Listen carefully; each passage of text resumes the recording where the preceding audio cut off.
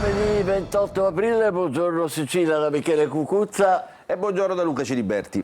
Oggi avremo con noi in studio il regista di un nuovo film che si intitola Arsa, poi parleremo della solitudine, compresa quella determinata dai social, e poi vedremo i primi risultati delle elezioni di secondo livello delle ex province in Sicilia, che ora si chiamano liberi consorzi e città metropolitane.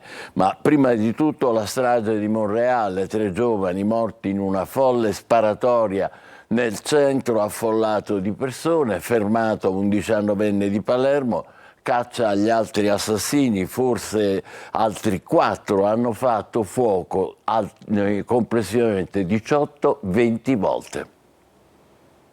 3 giovani uccisi e 2 feriti gravi per aver chiesto al branco dello Zen di non correre a tutta velocità in una zona piena di persone e di locali affollati di gente. Sarebbe stata questa la causa che ha fatto esplodere la violenza insensata nella notte tra sabato e domenica a Monreale, in provincia di Palermo. Nella zona fra via Benedetto d'Acquisto e la centrale piazza Duomo sono stati colpiti a morte Salvatore Turdo, 23 anni, Andrea Miceli e Massimo Pirozzo, entrambi di 26 anni. E c'è già un primo indagato arrestato nella tarda serata di ieri. Si chiama Salvatore Calvaruso, 19 anni, vive nel quartiere Zen ed è accusato di strage, porto abusivo e detenzione illegale di arma da fuoco. Il ragazzo, che ha piccoli precedenti penali, è stato rinchiuso nel carcere Pagliarelli di Palermo. Calvaruso, stando anche alle immagini delle telecamere di videosorveglianza della zona, avrebbe sparato diversi colpi di pistola, ma non sarebbe stato il solo. La sparatoria è avvenuta nei pressi del locale 365 davanti ad almeno un centinaio di testimoni. In base a una prima ricostruzione,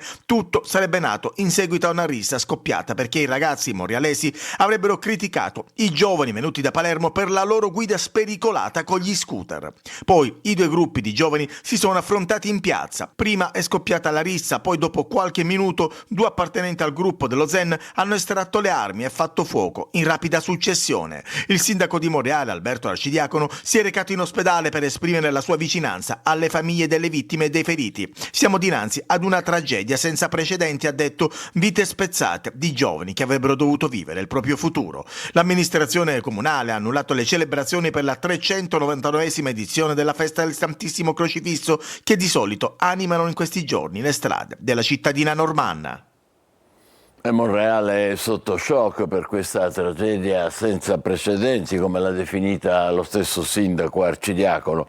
In segno di lutto sono stati annullati i festeggiamenti per la festa del Santissimo Crocifisso. Poteva essere una strage, non fa che rimbombare l'eco della paura e dell'incredulità tra residenti e turisti che ancora sono sotto shock.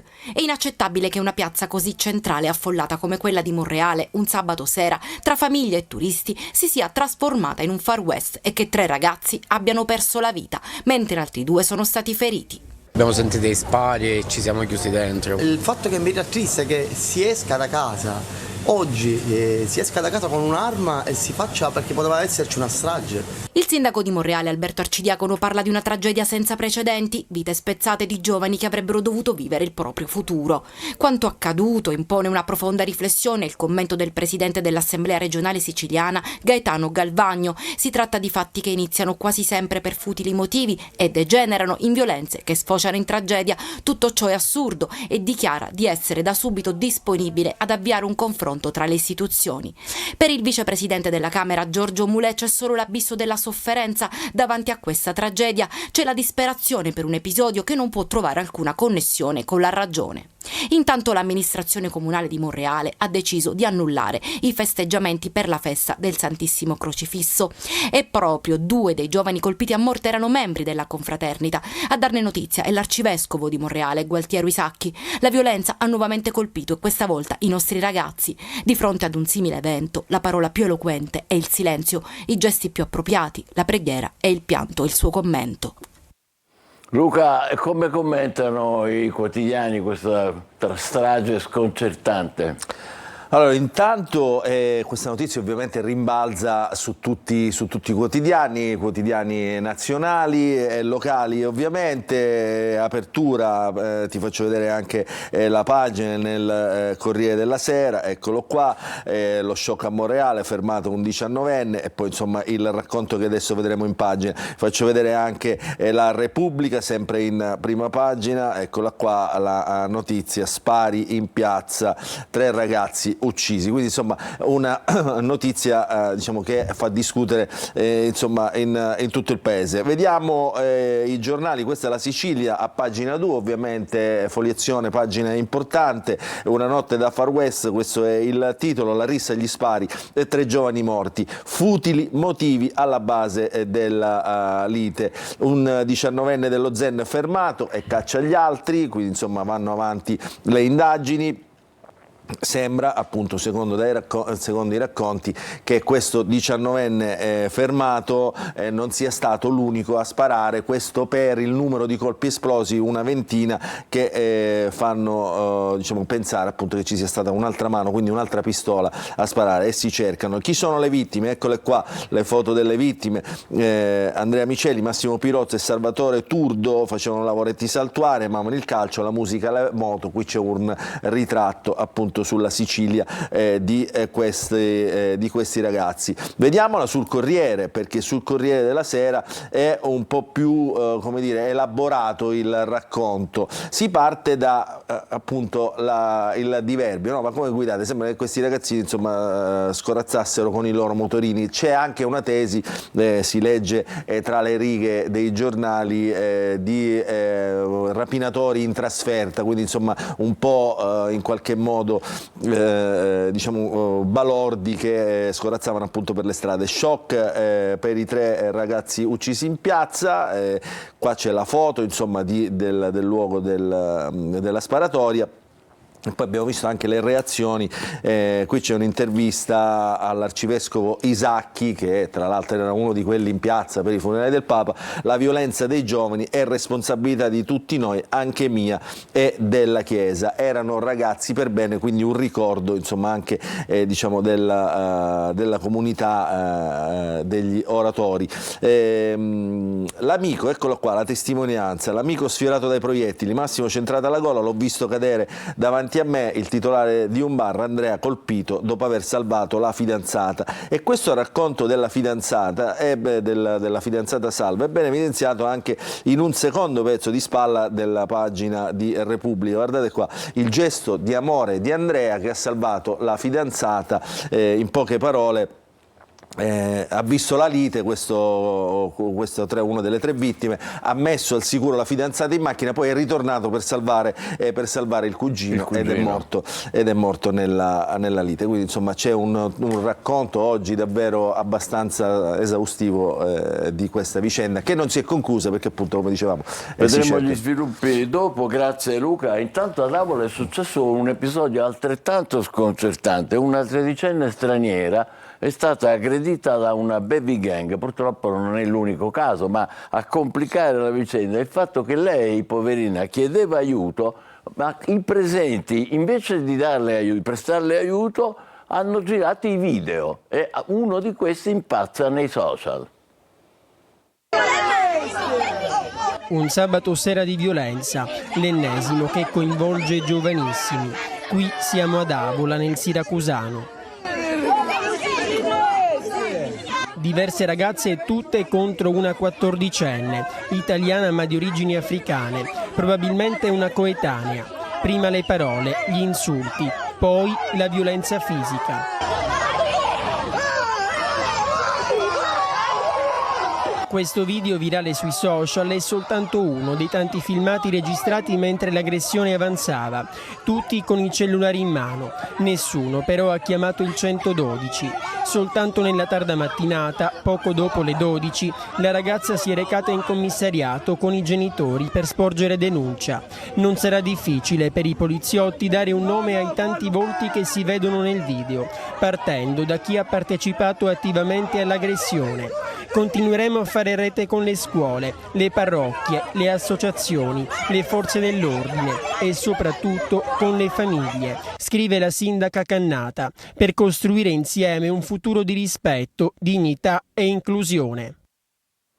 Torneremo a occuparci di questa sconvolgente vicenda con Danilo Castiglione, poco dopo le 9, che è autore di un libro importante che si intitola Solitudini, da problemi a opportunità. Solitudini come nel caso di quelli che si chiudono a commentare sui social oppure pure davanti alla violenza stanno lì a girare come se fosse una scena di un film e non una povera ragazzina nei guai. Tra poco, alle 9, dopo poco alle 9. Intanto a Catania c'è stato un furto sacrilego, è stato rubato un tabernacolo con le ostie sacre dall'oratorio Giovanni Paolo II a Librino. L'autore, in questo caso, inquadrato dalle telecamere di videosorveglianza. Vediamo. Nessuna voglia di parlare, tanta amarezza ed una sola certezza. Chi ha rubato il tabernacolo con le ostie sacre dall'oratorio Giovanni Paolo II di Catania nel quartiere di Librino è stato inquadrato dai sistemi di videosorveglianza. La notizia del furto è stata lanciata via social con un appello. Siamo profondamente addolorate perché un giovane, lo abbiamo visto dalle telecamere, ha rubato nella nostra piccola cappella il tabernacolo dove viene custodito Gesù Eucaristia. Per noi, hanno scritto in un post, è come rubare il cuore della nostra missione a servizio della gente e soprattutto dei più bisognosi. Il responsabile riconsegni le ostie anche lasciandole in una busta davanti al cancello. Sulla vicenda sono state avviate indagini, bocche cucite in oratorio dove la responsabile della struttura, Suor Antonella, si è mostrata rammaricata per l'accaduto chiedendo discrezione e silenzio. Profondamente addolorate per questo motivo. Cosa devo dirle di più? Di questo territorio, cosa devo dire? Consegne che noi rispettiamo. Torniamo sulla sconcertante vicenda di Avola con Luca Cilibetti. Sì, abbiamo raccontato attraverso i servizi in questa pagina Sicilia, che poi è un po' anche il racconto che fanno anche gli altri quotidiani. Guarda qui, c'è la storia della ragazzina pestata, ma c'è anche un boxino, si chiama così in gergo, che racconta un'altra vicenda a Bologna. Quindi vedi, questa questione della violenza, dei minori violenti è una notizia, insomma è un'abitudine che ormai dilaga in tutta Italia. Questa è la storia di 2 indagati per la morte del 19enne perché avrebbe urtato in strada una ragazzina, muore per questo. Poi la ragazzina picchiata, l'abbiamo raccontato nel servizio, era una 13enne, sconcertante ovviamente che tutti filmano e nessuno mettono i video sui social e nessuno interviene per dirimere le ragazze. Nel video si vede, è stata presa anche a calci in faccia, quindi insomma alleggeriamo un attimo con lo sport. Il calcio, il Catania vince a Potenza, chiude al 5° posto, al 90° decide un gol di Inglese e da domenica scattano i play-off. Si comincia al Massimino contro il Giuliano. È il minuto 90, con il Benevento in vantaggio a Giuliano, il Catania deve segnare e vincere. Dal Monte Scodella in area di rigore il pallone della disperazione, sul quale si avventa Inglese. Colpo di testa e palla in rete. Potenza 1, Catania 2. È il gol della vittoria e del 5° posto ritrovato, fondamentale in chiave playoff. Ma andiamo per ordine. Al Biviani, senza tifosi al seguito, mister Toscano conferma il suo 3-4-2-1 senza particolari sorprese. Al 13° minuto Etnei avanti con Raimo che si inserisce sul secondo palo e non lascia scampo ad Alastra. Il Potenza incassa il colpo e prima dell'intervallo si rende pericoloso con un tiro di Siautonis deviato in angolo da Dini e con un colpo di testa di Caturano che si spegne al lato. Il Catania si adagia, soffre un po' e sbaglia molto, consentendo ai lucani di agguantare il pari. Su un cross di Petrungaro interviene De Rose che però manda a vuoto alcuni compagni di squadra permettendo a Castorani di battere Dini. 1-1 e tutto da rifare. Il pareggio a quel punto serve a poco, così Toscano dà la scossa con un triplo cambio. Sturaro stoppa Dal Monte per De Rose, Lunetta e Celli. Rischia di perderla con un'uscita a vuoto di Dini, provvidenziale il neoentrato Sturaro, ma la vince sui titoli di coda. Il guizzo da centravanti vero è di Inglese che svetta in sacca, riportando il Catania in vantaggio e al 5° posto. 13ª rete stagionale per l'ex Chievo, al momento quella più pesante. Ed ora playoff, si riparte il 4 maggio al Massimino contro il Giuliano con il doppio vantaggio di giocare in casa e con 2 risultati su 3 a disposizione. Inglese scalda i motori e infiamma la tifoseria. Adesso spero che il Massimino si riempia, ha detto nel post gara. sicuramente sarà accontentato. A te Luca. Oggi ovviamente celebrazione del Catania sul quotidiano Sicilia, giornale locale. Il Catania vince 2-1, abbiamo visto. Inglese, il calciatore che ha segnato il gol decisivo, è tornato decisivo. Il suo gol di testa nel finale vale un quinto posto d'oro, proprio per i motivi che ha spiegato nel servizio Tonino De Mano. Un migliore posizionamento in classifica, la possibilità di avere 2 risultati su 3 ai playoff. E qui c'è tutto il racconto della partita. Andiamo a vedere le reazioni invece, scorrendo le pagine dell'allenatore toscano, soddisfatto. Dice: prima eravamo decimi, ora abbiamo mantenuto il quinto posto, quindi una rimonta netta. Abbiamo disputato un girone di ritorno come avremmo dovuto, il bel gioco, ci sono gare secche da gestire e portare a compimento, conta solo questo. Quindi insomma, già lo dice il tecnico, non guardiamo, diciamo, agli orpelli, ma andiamo al sodo, cerchiamo di vincere tutte le partite che potranno valere la promozione in Serie B. L'intervista anche al calciatore che ha segnato il gol, Inglese. Adesso spero che il Massimino si riempia, diciamo, non ha mai fatto mancare il proprio sostegno allo stadio di Catania, bisognerà dare il massimo già domenica prossima. Allora andiamo a vedere però com'è finita la stagione regolare, perché il campionato di Serie C appunto si gioca con i playoff, quindi finisce la stagione regolare. Questi sono i risultati dell'ultima giornata. Il Catania, come abbiamo visto, ha vinto a Potenza per 2-1, il Trapani ha perso in casa una partita che poteva proiettarla ai playoff nella 10ª posizione, quindi con tutte le difficoltà del caso è arrivata 11ª proprio perché ha perso in casa, vincendo la Casertana. E vi faccio vedere la classifica. Qui c'è il Catania, qui c'è l'11º il Trapani e poi il Messina all'ultimo posto. La Casertana scavalca il Foggia, che sarà il prossimo avversario del Messina, che ha vinto la partita contro la Juventus Next Generation e quindi disputerà, per una serie complicatissima di calcoli, diciamo distanze accorciate eccetera, disputerà i play-out e quindi avrà la possibilità di rimanere in Serie C nonostante tutte le difficoltà che poi abbiamo raccontato nei nostri telegiornali. Quindi questa è la storia della Serie C. Grazie Michele, a te. Bene, allora adesso sentiamo a che punto è il traffico, ci colleghiamo con... Ancora non ce l'abbiamo. Qualche altra notizia, Luca? Perché tra poco ci collegheremo con la polizia stradale, come di consueto, il lunedì mattina. E allora andiamo a vedere un po' le prime pagine, quindi, dei quotidiani locali, perché il calcio ovviamente nell'ultima giornata diventa anche apertura del quotidiano La Sicilia. In prima pagina ora i playoff, ed eccolo qua il riquadro, ma ovviamente le notizie principali sono altre e sono messe tutte nella parte alta, si chiama taglio alto ovviamente, della prima pagina. Sotto la testata la mala movida, perché come abbiamo visto è un racconto non solo diciamo di quello che è successo a Monreale, ma di quello che c'è dietro appunto questi giovani, cosa ha portato, i commenti, insomma la società che reagisce o che a volte non reagisce. Quindi la lite per futili motivi, poi gli spari a Monreale, i 3 morti di sabato notte. C'è un'altra notizia, diciamo, che in queste ultime ore ha fatto chiaramente discutere: un 15enne che è precipitato dal tetto di un'ex distilleria a Mazzara del Vallo, Leonardo, morto a 15 anni per un gioco. Adesso emergono nuovi particolari su questa vicenda. Sembra che insomma non fosse la prima volta che questi ragazzini andassero a giocare in questa zona abbandonata, quindi le responsabilità, chi doveva proteggerli, chi doveva chiudere queste zone. C'è un ferito che è un coetaneo del ragazzo e poi, come abbiamo visto, la 13enne straniera aggredita. Ieri è stata la giornata, questa la vedremo poi anche un po', diciamo, con la curiosità giornalistica dei giovani, per il saluto a Papa Francesco. Si sono aperte le visite alla tomba, ma adesso da oggi cominciano le discussioni per il conclave, quindi chi sono i papabili. In questo caso è il miglior modo per annunciarli, chi sono i papabili e chi potrebbe essere il nuovo Papa. E questa è la Sicilia. Vediamo anche la prima pagina del giornale Sicilia, l'assurda strage del sabato notte. Il giornale Sicilia ovviamente giornale con sede a Palermo, quindi molto vicina diciamo, al luogo della strage, Monreale.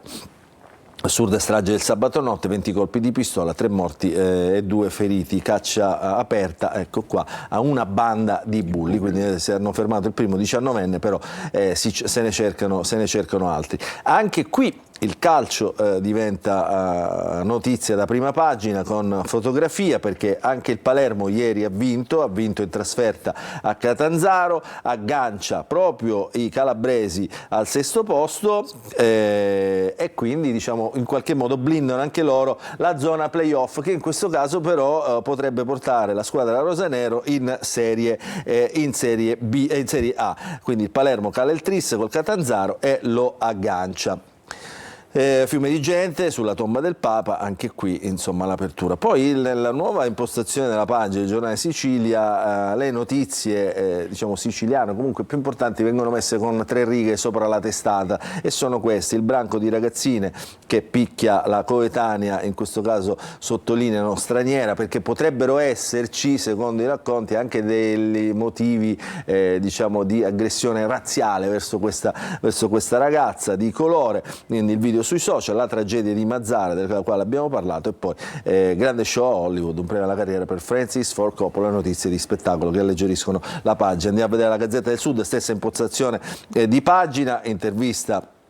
Diciamo, intanto la strage della Movida Monreale, che anche qui nell'edizione di Messina diventa notizia ovviamente di apertura con ampio spazio, le foto dei ragazzi, e poi la questione del ragazzino morto a Mazara del Vallo, salito sul tetto, i salti sul tetto, risultati fatali. Insomma, sembra che questo ragazzino saltasse proprio sul tetto insieme al coetaneo, sono crollati e uno è morto appunto. Poi il calcio, vedete qua, il Messina, in questo caso evidenziamo anche questa notizia, in questo caso il giornale di Messina evidenzia la festa del Messina, un grande Messina centra i play-out e il Foggia l'avversario per la salvezza. Tordini e Luciani piegano i bianconeri 2-1 davanti a oltre 7.000 spettatori al Francoscoglio, missione compiuta, era questo il tema. Ma in taglio basso, attenzione, stasera seduta straordinaria del Consiglio Comunale di Messina sull'emergenza idrica, l'amministrazione e AMAM chiamate a fare chiarezza sulla questione della potabilità dell'acqua. Sarà certamente un'occasione per chiarire alcuni aspetti, lati oscuri relativi alla questione della potabilità dell'acqua a Messina. Una lunga riunione stasera al Consiglio Comunale, quindi vedremo come finirà. Se voi continuiamo, se no, se abbiamo il collegamento. Ancora un minuto. Ancora un minuto. Allora, restiamo sul giornale di Sicilia, restiamo sulla Gazzetta del Sud, perché vi faccio vedere, ancora qui non l'abbiamo fatto vedere nella carrellata di giornali prima, la disperazione e la rabbia tra le reazioni della storia di Monreale, la disperazione e la rabbia di 3 famiglie, perché vedete ovviamente tutti hanno approfondito questa notizia. Viene intervistato Giacomo Miceli, uno dei genitori che non ha più lacrime né parole. Ho perso in una notte un figlio e un nipote, una comunità sconvolta, erano 3 bravi ragazzi, famiglie per bene. Poi, siccome amano il calcio, i compagni di squadra di Andrea Miceli raccontano la sua grande passione per il calcio, quindi tutti hanno voglia in qualche modo di ricordare questi bravi ragazzi di Mazara del Vallo. Il sindaco, che abbiamo visto, dichiara il lutto, e l'arcivescovo, che abbiamo letto da altri giornali, dice basta violenza. Facciamo una breve pausa, poi la rassegna stampa dei quotidiani nazionali. State con noi, buongiorno Sicilia.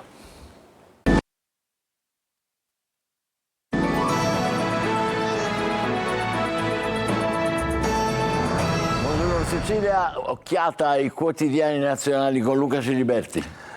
Sì, Michele, allora oggi cominciamo il racconto, diciamo, con 2 notizie fondamentalmente, i riflessi dell'incontro. Tutto diciamo, il Papa diciamo, sta sopra le parti, no? Però il racconto è Roma ancora invasa per dare l'ultimo saluto e per visitare la tomba di Papa Francesco e Santa Maria Maggiore, e poi tutti i risvolti, diciamo, i riflessi del famoso incontro a San Pietro tra Donald Trump e Zalesky. Cosa significa, insomma, anche in termini di politica, di realpolitik si dice in questi casi. Allora, vediamo il Corriere della Sera.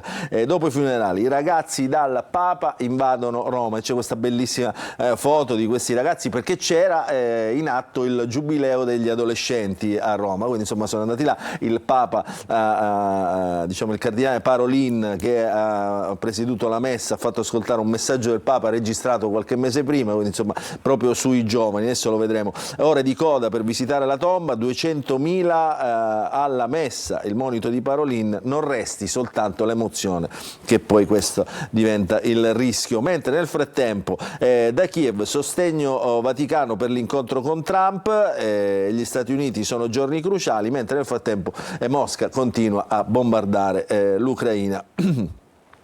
Nel frattempo però i primi 100 giorni questo lo mettiamo, diciamo, lo facciamo vedere, i primi 100 giorni del governo Trump, caduta libera per quanto riguarda il gradimento, nel pezzo, nel sommario si legge: è già finita la luna di miele tra il presidente Trump e gli americani. Dopo i primi 100 giorni alla Casa Bianca e all'inizio del suo secondo mandato, solo il 41% degli elettori approva l'operato del tycoon, è il dato più basso di questa fase per un presidente neoeletto dei tempi di Eisenhower negli anni 50, quindi insomma certamente non ne può andare fiero Donald Trump. Poi abbiamo visto la battuta degli spari, insomma lo shock in Sicilia per questa notizia. Andiamo a vedere la prima pagina di Repubblica, che diciamo si focalizza di più sulle questioni di geopolitica.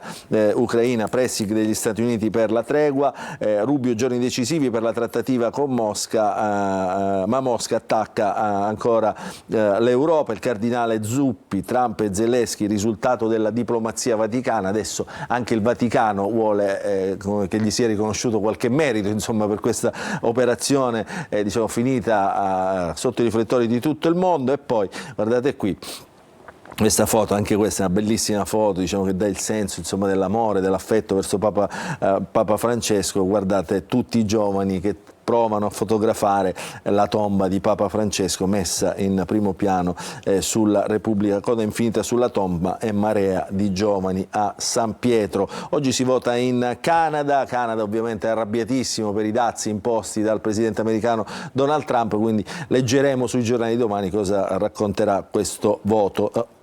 Andiamo a vedere La Stampa: pace in Ucraina, ore decisive, pressing della Casa Bianca per la tregua, Rubio: presto capiremo la serietà di Kiev e Mosca. I commenti ovviamente a tutto quello che sta succedendo in queste ore, partendo proprio dalla foto, vedete Zelensky-Trump, una foto che apre uno spiraglio, insulti e accuse sui social anche a Liliana Segre, ancora nel mirino, quindi insomma odio razziale in questo caso verso la senatrice sopravvissuta ai lager. È diventato un appuntamento fisso. Se si parla di Liliana Segre le tribù dell'odio si scatenano, c'è un po' di rassegnazione nella voce dell'avvocato Luciano Bellipace, il figlio della senatrice, instancabile testimone dell'Olocausto, sotto scorta dal 2019 e obiettivo continuo di minacce e insulti di ogni genere. È veramente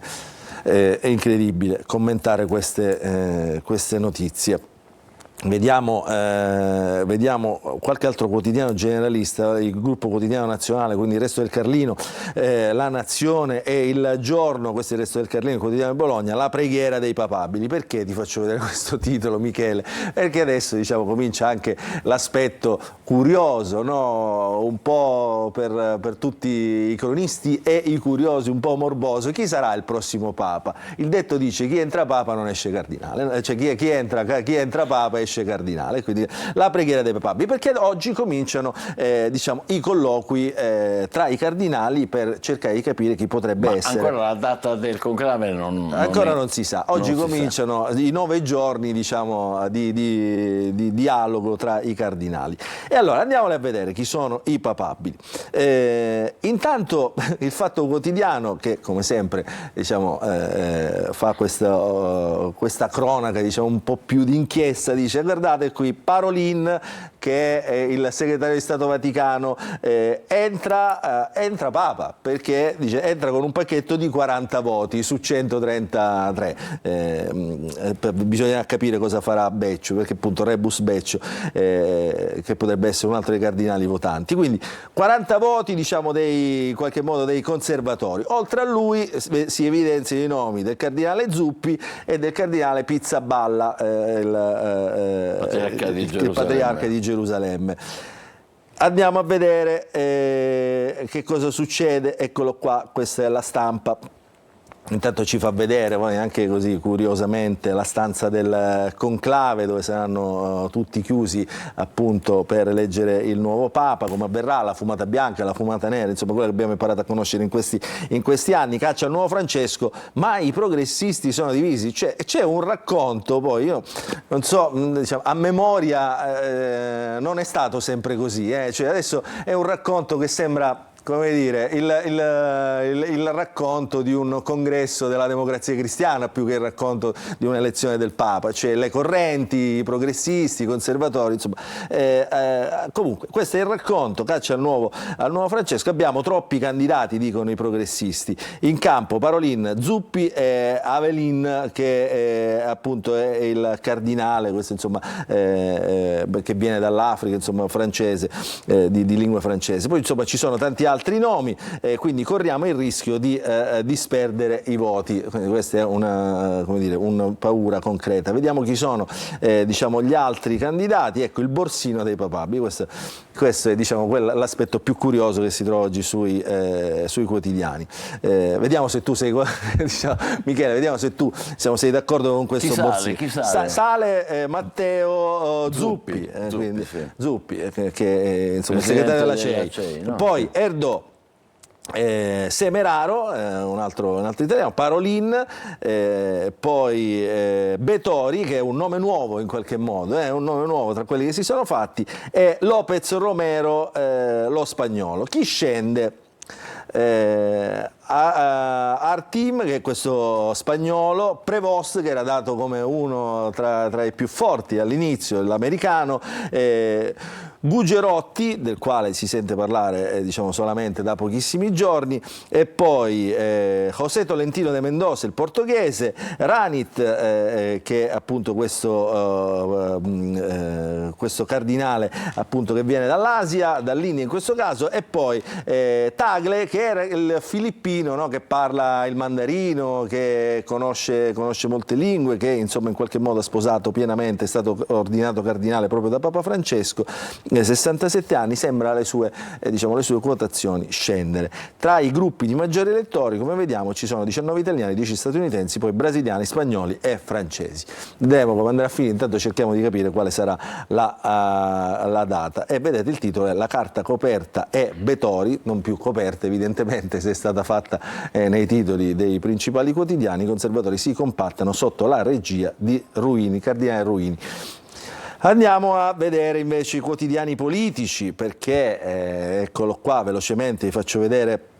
E come titolo in giornale di centrodestra intanto: Trump Europa, prove di disgelo. Dopo la svolta di San Pietro, von der Leyen chiama Meloni, vertice con Donald a fine maggio, la tela diplomatica della Premier e il ruolo centrale dell'Italia. Il racconto, no Michele, ce lo siamo detti anche in questi giorni, no?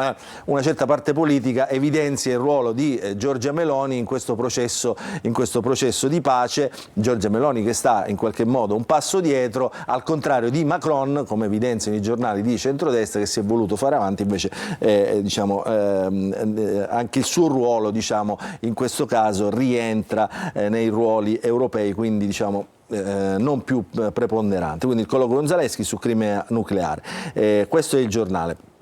Andiamo a vedere, eccolo qua, più diretto il quotidiano Libero. Figuraccia a San Pietro, Trump, scansati Macron, il labiale svelato dal Sun. Prima di parlare con Zalesky, Donald ha allontanato il presidente francese, gli ha detto: non sei al posto giusto. Altro che il regista.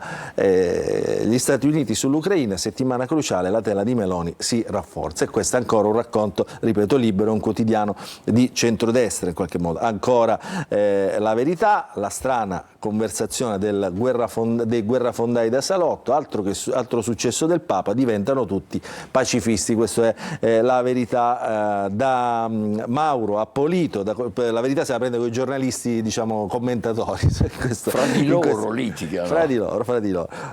Bastonavano chi eccepiva sulla linea dura sull'Ucraina, ora la svolta mistica al funerale di Roma. Tutti lodano Francesco che benedice il dialogo, meglio tardi che mai, dice il quotidiano Libero. Andiamo a vedere altri quotidiani di altra parte, anzi no, faccio vedere prima il Tempo, perché è ancora più ficcante con questi titoli, devo dire molto divertenti spesso. Conclave delle spie, perché? Eccolo qua, leggiamo i titoli. Gli audio del caso Beccio. Spunta una conversazione con la gendarmeria per influenzare il processo. È un'inchiesta privata voluta da Francesco, la smentita di Ciauqui, falso, parlavo solo con il Papa. Poi il bunker della Cappella Sistina, per la prima volta nella storia l'elezione del Papa diventa un affare di cybersicurezza, e così tra sistemi antidrone, jammer e finestre blindate il Vaticano si isolerà dal mondo i 135 cardinali nella cappella. Quindi il conclave delle spie, eccolo qua, svelato dai titoli. Il Fatto Quotidiano, sepolto il Papa, resta il riarmo. Il Fatto Quotidiano, lo sappiamo,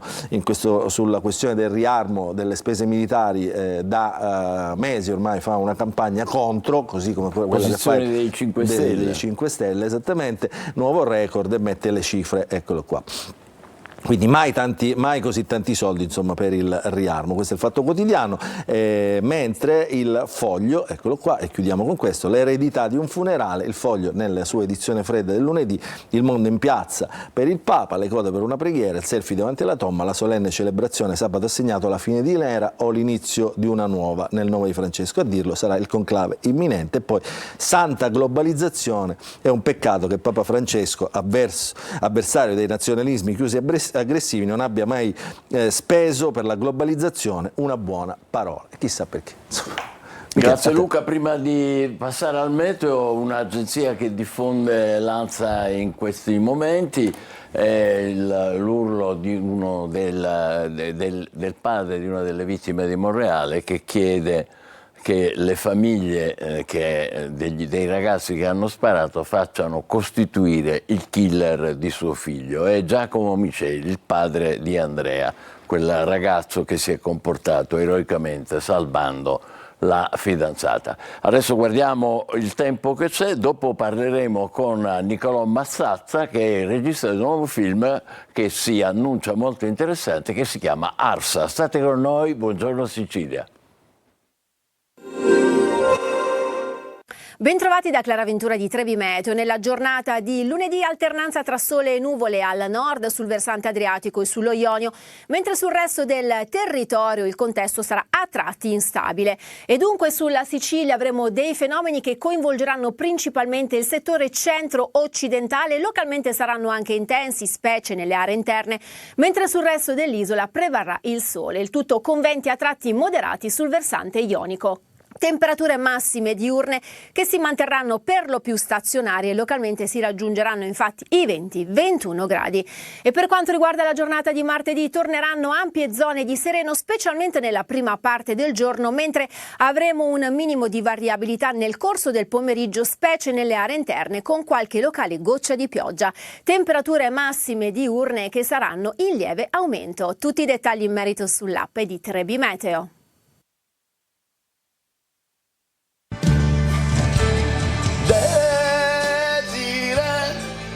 Ma quando cucini tu con me, Desiree, l'assaggio è l'immenso per me.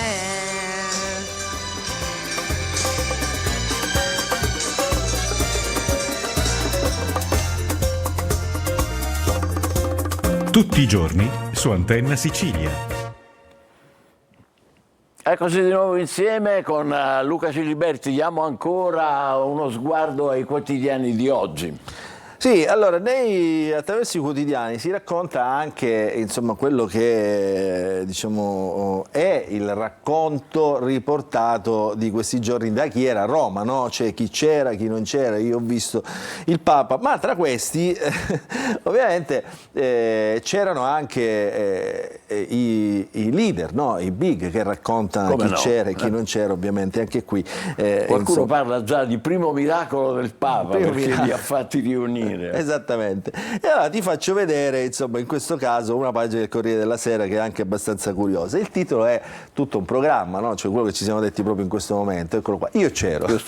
Io c'ero, ma come si fa a dire io c'ero? Una volta era un racconto, no Michele? Una volta insomma si raccontava agli amici di essere stato, ai parenti, di essere stato da qualche parte. Oggi l'io c'ero si testimonia con un selfie. Come dire, la testimonianza immediata e duratura del fatto, è dimostrabile del fatto che io c'ero. Quindi gli omaggi social criticati dalla rete di Valeria Marini, poi l'arrivo di Biden condito da foto e video pubblicate. Albano, non sono andato se non mi chiedevano i selfie. Quindi vedi come insomma tutto diventa racconto. Spettacolarizzazione e presenzialismo. Esattamente, ma diventa anche, come dire, oggetto di intelligenza artificiale, no? Ecco. Pure. Perché guarda che cosa è successo qua. Questa è un'altra foto che ha fatto il giro della rete. Mentre Donald Trump e Zelensky parlavano, qualcuno con l'intelligenza artificiale ci ha messo Putin che si faceva come dire, il selfie davanti a loro. Devo dire divertente. Non c'era, ricordiamolo, non c'era. Non c'era, devo dire divertente se non fosse che sullo sfondo c'è una guerra sanguinaria tra appunto questi due paesi.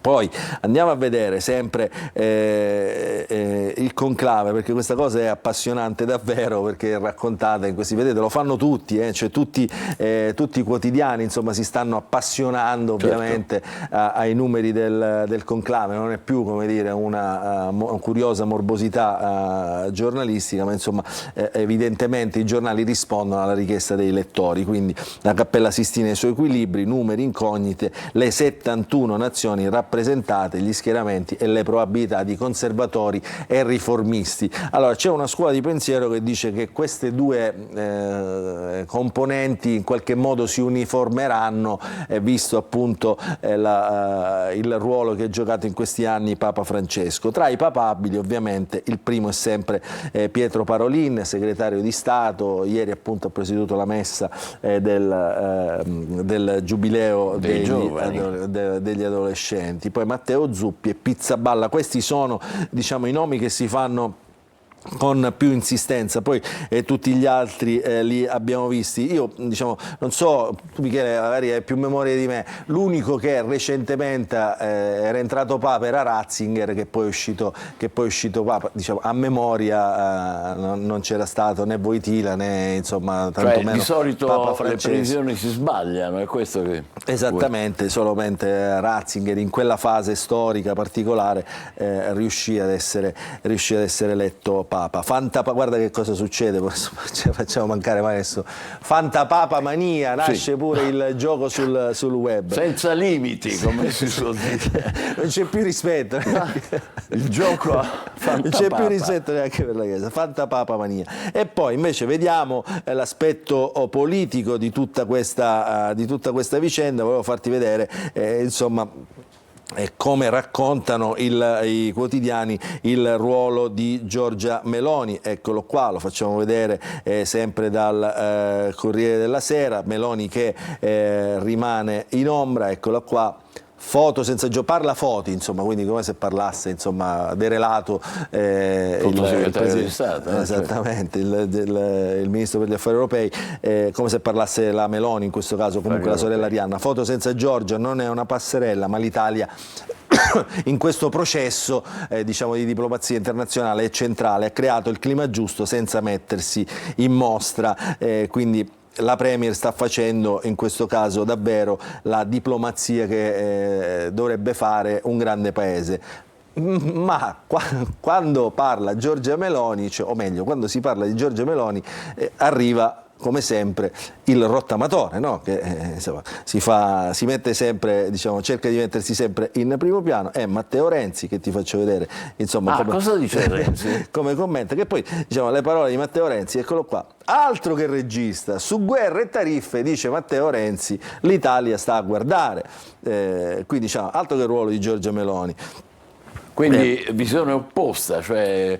Ecco qua, il ruolo di Meloni. Sì, visione opposta completamente. Alla prova dei fatti, il castello della sua narrazione le è crollato addosso. Aveva raccontato che avrebbe fatto incontrare Trump e von der Leyen e si è visto anche plasticamente che quei due non hanno bisogno di lei. Aveva detto che sarebbe stato il ponte fra Stati Uniti ed Europa, pure sulla vicenda ucraina, ma nella foto a 4 del confronto con Zelensky e Trump ci sono Starmer e Macron e la nostra premier no, per non parlare dell'omelia del cardinale Re. Quindi insomma gliele canta per bene Matteo Renzi, che è davvero probabilmente l'unico vero oppositore al governo, gli altri insomma latitano un po', stiamo parlando di Schlein e Conte. Comunque per quanto riguarda Europa e Stati Uniti importante è stata la stretta di mano fra Trump e la von der Leyen, che in qualche modo prelude a un possibile incontro, a una possibile ripresa dei contatti che ultimamente si erano fatti un po' aspri. Tra l'altro diciamo. Anche tra liti europei, infatti per questo è giustificato, lo faccio rivedere dalla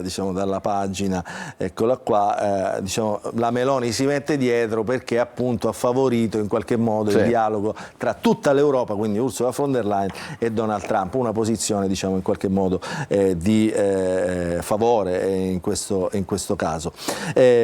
Tutto il racconto ovviamente dei quotidiani è centrato su queste vicende. Ti faccio vedere solamente che proprio sul conclave oggi si decide la data, come titola anche in questo caso la Repubblica. Le date sono tra il 5 e il 6 maggio, così come era stato stabilito, e poi insomma per le sedute bisognerà attendere ovviamente qualche giorno in più, certamente.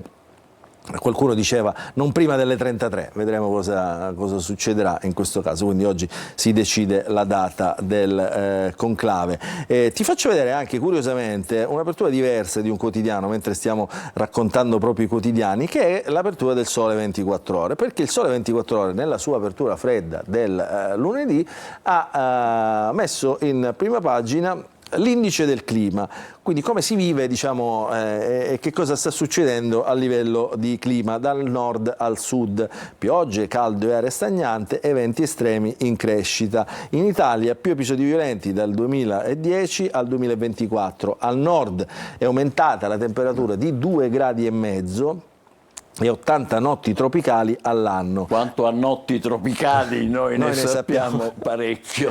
Ed aumenta ovviamente anche la siccità. Anche se i temporali sono più intensi. Insomma, questa di oggi è un compendio di risposte a tutte le domande che si fanno tutti. Ma come mai se piove così tanto con queste bombe d'acqua abbiamo la siccità? Oppure come mai al nord non piove e c'è quest'aria afosa? Perché appunto le temperature sono aumentate di un susseguirsi di eventi estremi. Di eventi estremi. Quindi questo è una bella idea questa del Sole 24 Ore. Sì, è una bella idea perché appunto racconta quello che sta succedendo. In chiusura di questa parte di rassegna stampa, a proposito di acqua, ti rifaccio vedere quello che sta succedendo a Messina, perché è vero che c'è la siccità, manca l'acqua eccetera, ma qui addirittura l'acqua c'è, però probabilmente manca quella potabile, quindi lo abbiamo raccontato, l'amministrazione è chiamata a dare risposte perché l'acqua che arriva nei rubinetti delle famiglie messinesi non è potabile, e questo comporta, apre a una serie di interrogativi e paure anche dei messinesi stessi, che non avendo l'acqua potabile potrebbero incorrere in questioni appunto di sanità pubblica all'interno delle proprie case. Quindi stasera ci sarà una risposta del Consiglio Comunale a un'interrogazione urgente dei consiglieri del Partito Democratico, vedremo cosa succederà, e poi più tardi vedremo anche le elezioni. Ecco, prendiamo spunto da questa, oggi elezioni del Consiglio metropolitano, perché oggi appunto siamo in attesa di capire quali saranno i risultati delle elezioni provinciali. Spiegheremo tutto, perché è la prima volta che ci sono queste elezioni cosiddette di secondo livello. Adesso intanto facciamo una pausa e poi torneremo in studio con Luca Ciliberti e Michele Cucuzza. State con noi. Buongiorno Sicilia.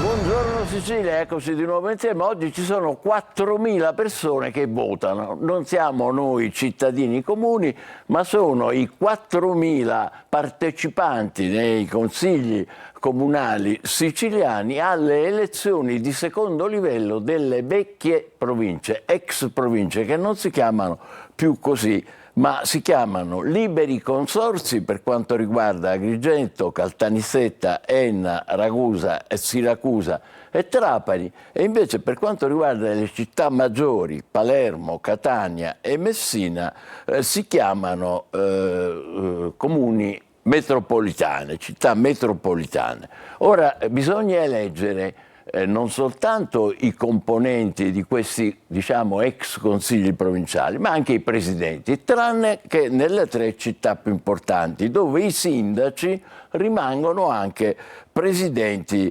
delle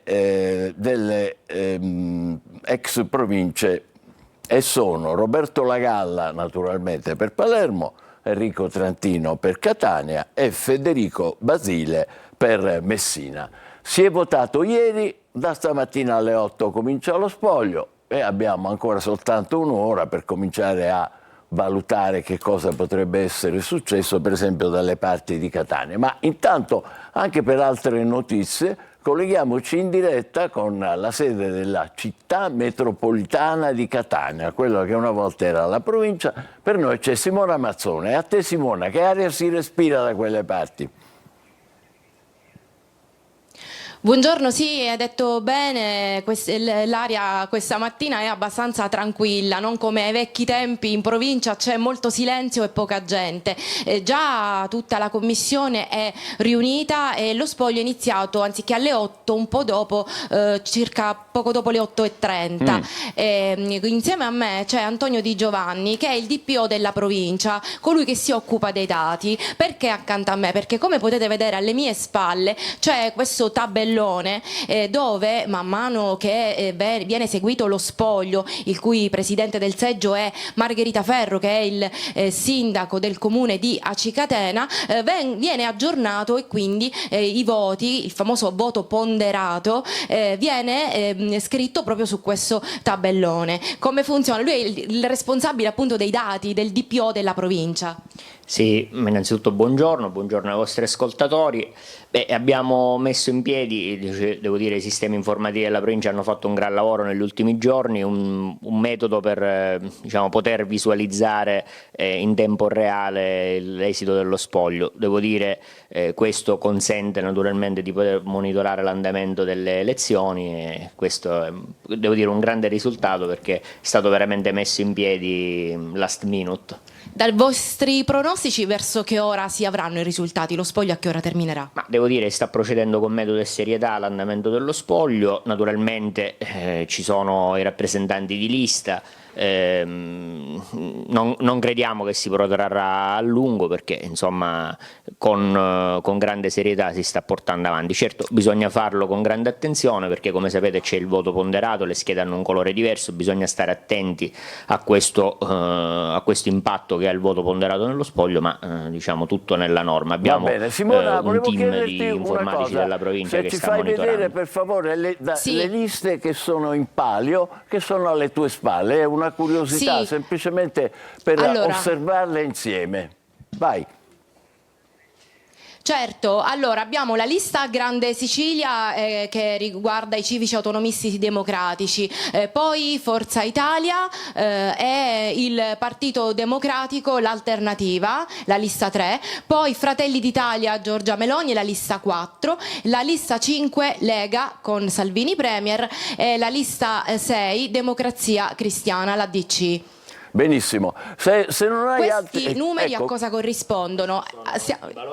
Vai avanti, questi in rosso sono i voti assoluti e questi qua sono i voti ponderati, cioè quando effettivamente pesa il voto che ha preso ogni singolo candidato, ogni sindacalista. Questo qua, lo vedete, il rosso è il voto assoluto e V VP e il voto ponderato. Questo ci serve proprio per far capire l'andamento. Tra l'altro in questo quadro sinottico, così come è stato congegnato, li trovate già con l'esito delle elezioni, quindi li trovate proprio nel posizionamento effettivo, in tempo reale. Quindi avremo tutti i voti in tempo reale. Volevo darvi qualche dato circa l'affluenza. Ieri, come avete detto da studio, si votava dalle 8 alle 22 e intorno alle 14, quindi nella parte della prima mattinata l'affluenza era del 60%, poi il resto dei votanti si è presentato nelle ore pomeridiane e serali e su 803 aventi diritto al voto a Catania, ovviamente stiamo parlando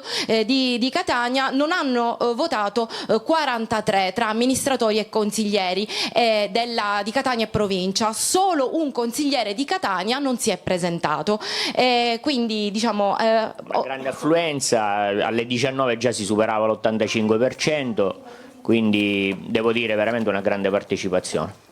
Bene, allora ci aggiorniamo a più tardi su bene. Telecolor all'interno dello speciale del Punto per darvi i primi risultati e sentiremo anche altri protagonisti di queste elezioni provinciali. A voi, studio. Grazie.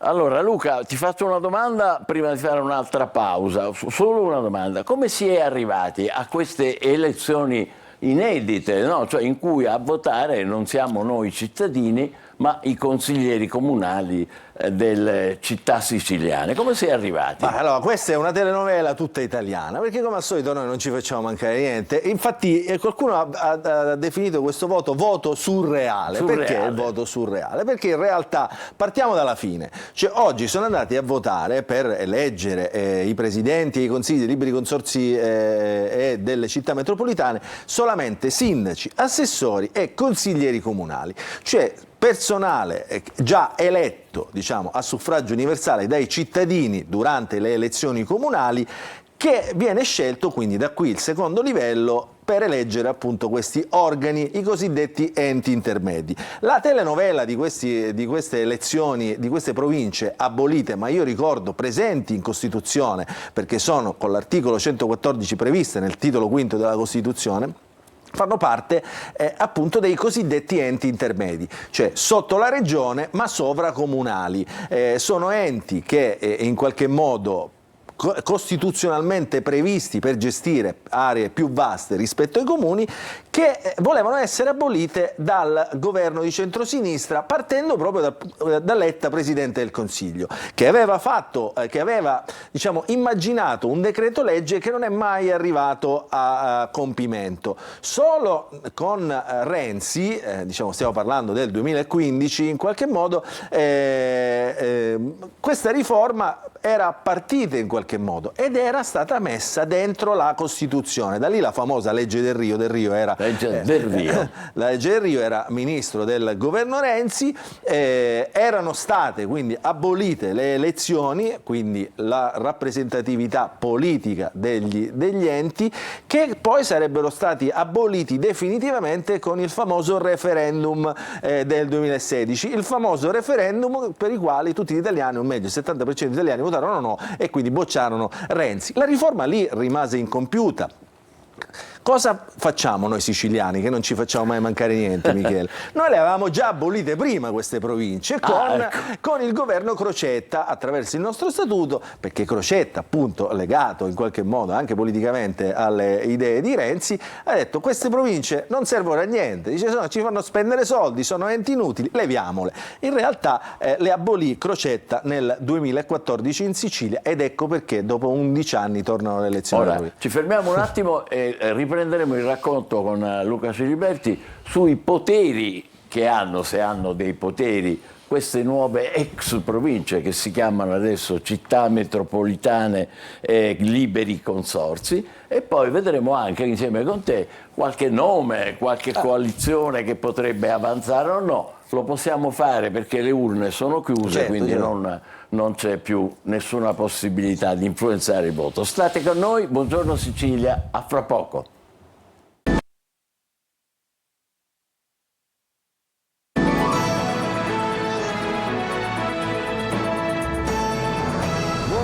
Sicilia parliamo di elezioni dei liberi consorzi e delle città metropolitane. Sono elezioni inedite in cui non votiamo noi cittadini comuni, ma votano i sindaci, gli assessori e i consiglieri comunali di tutte le città siciliane. Una di queste importante è Messina. Abbiamo il nostro Francesco Triolo, vogliamo ricordare semplicemente che a Messina il sindaco della città, Federico Basile, rimane sindaco della città metropolitana, quindi lì non si elegge, un po' come a Catania, dove Trantino sarà anche lui sindaco della città metropolitana, confermato, e come Palermo naturalmente, dove la Galla resta in carica. A te Francesco, che aria ti dà alle parti di Messina?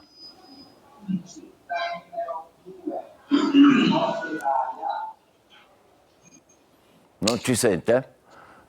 Dalla regia diamo la linea a Francesco Triolo, può parlare lui. Vai Francesco, vai.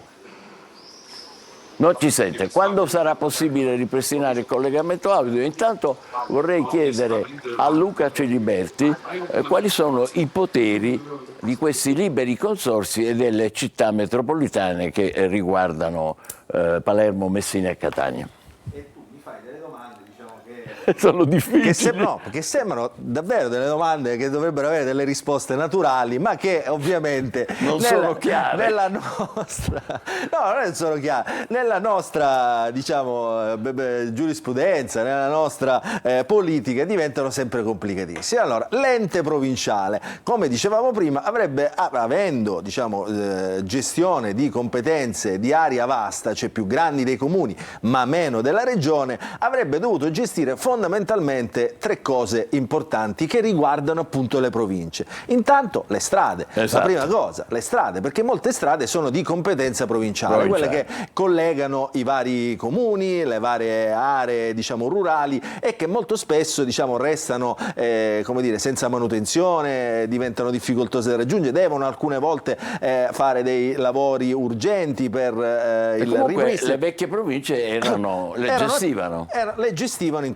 questo senso. Poi un altro tema importante, ma anche qui ingarbugliatissimo, le scuole. Ma attenzione, solo le scuole superiori. Perché? Perché le scuole, gli asili e le scuole elementari sono gestite dagli stessi comuni. Le scuole ovviamente che abbracciano, le scuole superiori che abbracciano aree un po' più ampie, diciamo, quindi più comuni insieme, venivano gestite dalle province, che in realtà ancora oggi le gestiscono, diciamo, con i suoi funzionari. E poi l'ambiente, perché esiste una polizia provinciale, che si occupava appunto di queste famose discariche che raccontiamo spesso, no? Le discariche abusive, questi territori deturpati, soprattutto riferisco alla nostra area catanese. La parte dell'Etna molto spesso risulta incontrollata e di competenza di diversi questi poteri delle vecchie province sono stati confermati per questi consorzi e per queste città metropolitane? In realtà questi poteri li gestiscono ancora oggi questi liberi consorzi e queste città metropolitane. Di fatto però questi enti sono stati svuotati di poteri e personale, non avendo più la rappresentatività politica.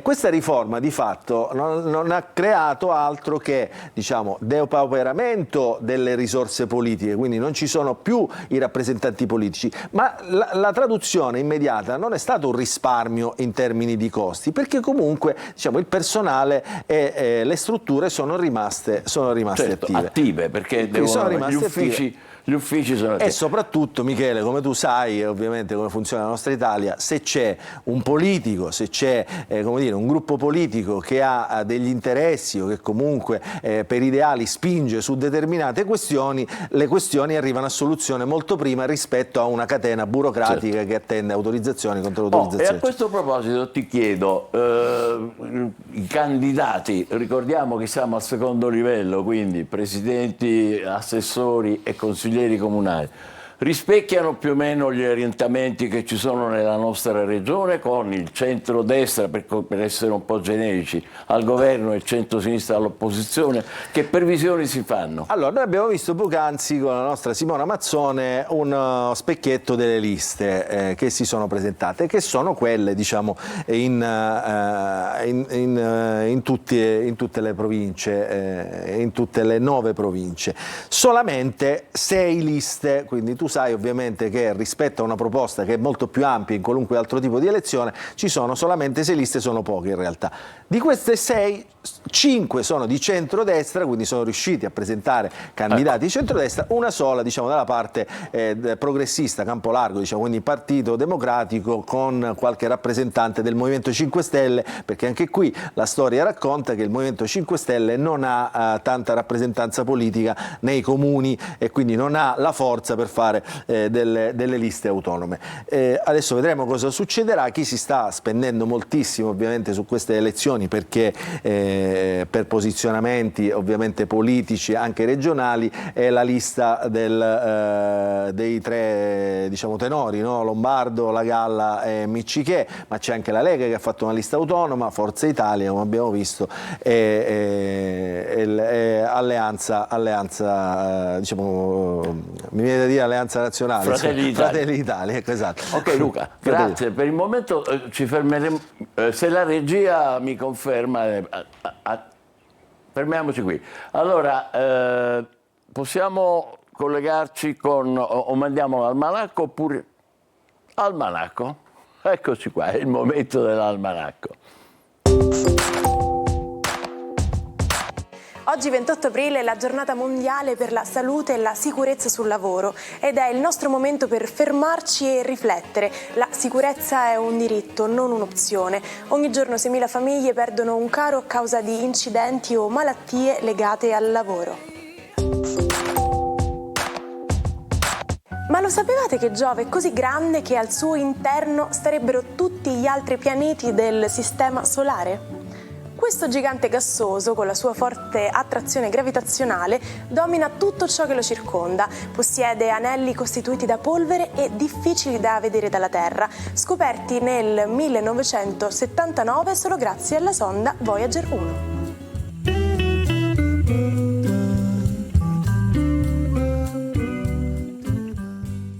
L'attualità a Matera del Vallo, nel Trapanese, lo abbiamo ripetuto stamattina, purtroppo sotto sequestro l'area dell'ex stabilimento vinicolo abbandonato, dove ieri pomeriggio è morto un ragazzino di 14 anni, si chiamava Leonardo Titone.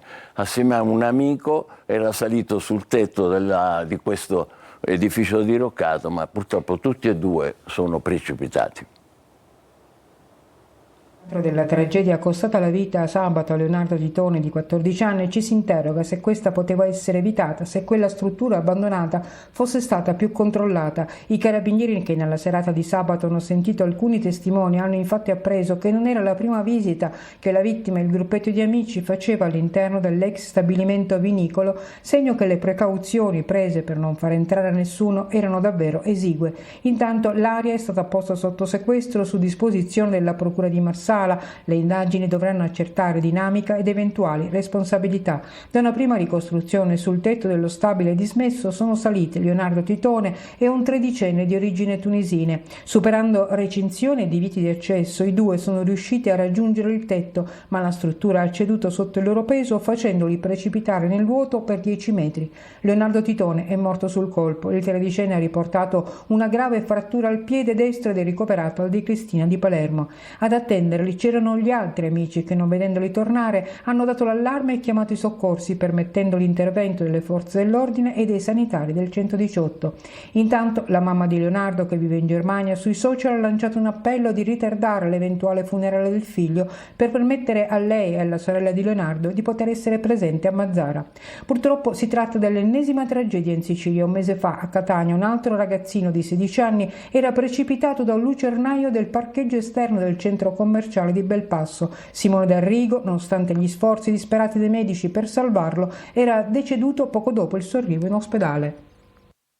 Veramente una successione dolorosa e davvero difficilmente credibile, eppure è tutto vero. Luca, cosa dicono oggi ancora i quotidiani su questo? No, c'è curioso ovviamente in questo aspetto drammatico anche la questione familiare che riguarda questo ragazzino di Mazara del Vallo, perché viveva, come abbiamo sentito, con il padre, la madre invece viveva in Germania con l'altra figlia e allora ha chiesto di posticipare i funerali. Vedete, aspettatemi per il funerale, questo aspetto lo riprende anche la Sicilia, perché lei si deve organizzare per venire, si vorrebbe organizzare per venire, comprensibile ovviamente, per venire dalla Germania con l'altra figlia che diciamo, leggevamo tra le righe dell'articolo, ma lo vedevamo anche ieri, diciamo, immediatamente lo aveva scritto lei in un post, la sorella vorrebbe dare una lettera al fratellino da portare con sé, insomma, nella bara in sepoltura. Quindi diciamo, una vicenda veramente straziante, perché si parla appunto di ragazzini poco più che bambini, ecco. Cambiamo completamente argomento, scienza, si scrive Dante, ma in realtà si legge Vulcano, perché l'osservatorio etneo dell'Istituto Nazionale di Geofisica e Vulcanologia qui a Catania ha pubblicato l'archivio delle eruzioni dell'Etna in tutta la storia, un database unico alla portata di tutti, vedremo come, con un clic. Fiammeggia con danno di molte vigneti, il monte cresce con le faville. Un vulcano che assomiglia all'immagine fantasiosa dell'inferno di Dante, con la frase a campeggiare sopra i comuni di Randazzo Bronte e Adernò. Si chiama Dante, ma non è il sommo poeta, è l'acronimo inglese di Archivio delle eruzioni dell'Etna nella storia, progetto che raccoglie in un'unica piattaforma i principali cataloghi delle eruzioni storiche del vulcano siciliano e li integra con i dati monitorati dall'osservatorio etneo. 2500 anni di eruzioni raccontate in un clic. C'è per esempio l'eruzione del marzo-aprile del 1689 che raggiunse Macchia di Giarra e causò la morte di 2 persone e il ferimento di altre 5. Le fontane di lava alte più di 3 chilometri del marzo-aprile del 1800. La cenere caduta sulla playa il 7 luglio del 1863 è giunta fino a Malta. Ma andando più indietro, la lunga colata che raggiunse il Simeto nel 240 a.C. o l'eruzione pliniana che nel 122 formò la caldera del cratere del Piano. Il database rappresenta una risorsa unica e accessibile, spiega Stefano Branca, coautore del progetto. L'insieme di questi dati deriva da un lungo percorso scientifico di ricerca che è iniziato con la pubblicazione della carta geologica dell'Etna nel 2011 e che è seguito nei decenni successivi con la datazione assoluta di tutte le eruzioni laterali avvenute in questo periodo attraverso diversi metodi di datazione, fra cui il carbonio 14, le tecniche di archeomagnetismo e di paleomagnetismo. Dante è suddiviso in 2 intervalli temporali, dal VI secolo a.C. al XVI secolo d.C. e dal XVII secolo ad oggi, ed è raggiungibile attraverso il sito ingv.it. Immagini spettacolari che non finiranno di affascinarci, anche se qualche volta sono assolutamente pericolose, non ultimamente per fortuna. Io direi con Luca Ciliberti di chiudere qui questa puntata di Buongiorno Sicilia, augurandovi naturalmente una buona giornata, dandovi appuntamento con i nostri telegiornali delle 13 e delle 14 rispettivamente su Antenna Sicilia e Telecolor, e ringraziandovi per gli ascolti.